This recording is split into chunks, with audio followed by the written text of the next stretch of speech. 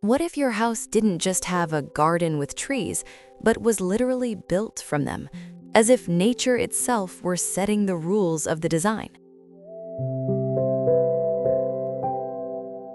This is a forest in the house, in San Bernardino, Paraguay, a home where the existing trees were not treated as obstacles nor as decoration. They became the map. They became the program. They became the rhythm.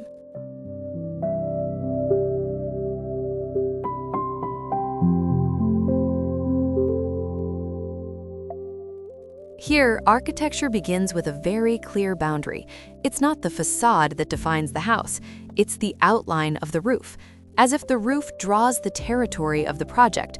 From here inward, the house begins. And within that perimeter, what organizes everything is not a strict grid or traditional hallways. It's the interplay between solids and voids, and the actual position of the trees.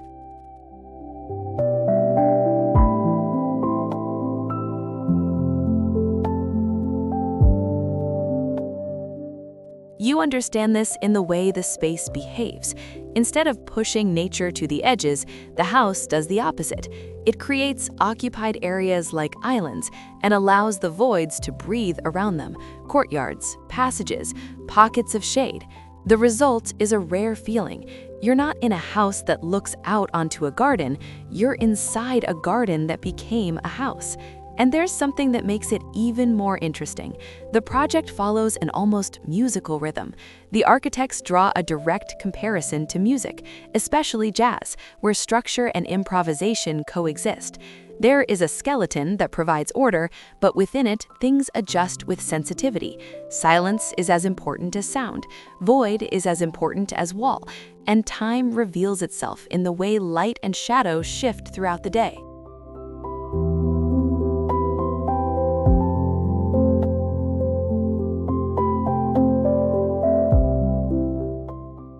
In practice, this becomes architecture in a very tangible way. The columns don't form a rigid grid, they are carefully positioned between the trees, avoiding interference with the roots. Visually, this makes the supports almost disappear among the trunks. The house doesn't compete with the forest for attention, it speaks the same language. And why does that matter? Because when the structure respects the trees, the house stops being an object placed on a lot. It becomes something like an inhabited clearing where you move with awareness. You feel the wind passing through, you hear the leaves, and you realize that the outside isn't some distant edge, it's part of the experience. The enclosed volumes, where the more private areas are located, are built with compressed earth blocks. This reinforces the sense of belonging, a house that feels grounded, mineral, textured with real material. Instead of a flawless, polished skin, the material connects to the place and the climate, as if the house were using the territory itself to exist. The house also works in two horizontal layers that completely shape the experience. The first is the floor. It lifts slightly, allowing the roots to remain free over time. It's a simple gesture, but one with a strong ethic. The house doesn't freeze nature. It accepts that it will continue to grow.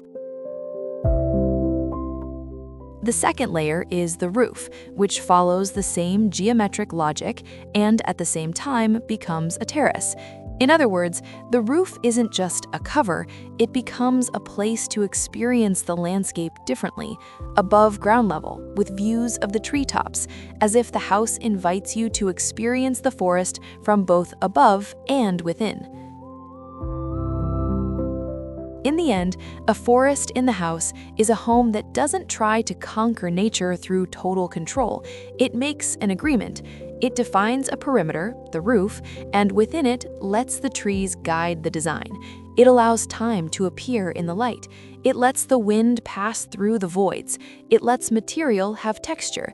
And it allows life to unfold the way it should in a place like this, with presence.